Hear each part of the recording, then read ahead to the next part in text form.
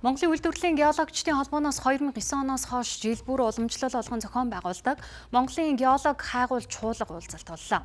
Чуулганы хүрээнд Монпельмет группийн геолог Уул Уурхайн хэлтсийн хамт олон нь баруун өмнөд Монгол төслийг амжилттай хэрэгжүүлж сэдэвчилсэн судалгааны шилдэг баг шагналыг хүртэлээ.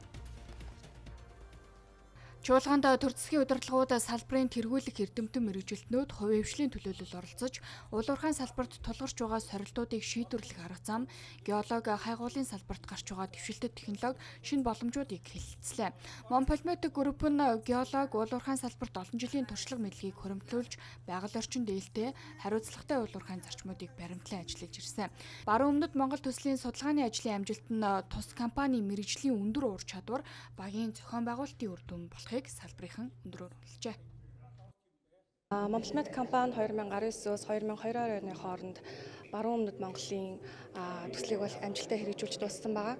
За бидний өнгөрсөн 30 жилийн хугацаанд Уул Уурхайн салбарт хэрэгжүүлсэн мэргэжлийн бөгөөд хариуцлагатай Уул Уурхай хэрэгжүүлсэн мэдлэг туршлага, за бас удирдлага арга зүйн оновчтой зохион байгуулалт энэхүү төслийг эрдэс ажлын мэргэжлийн зөвлөлөөс онц сайн төсөл хэмээн үнэлгээ авахудаас нөлөөлсөн баха.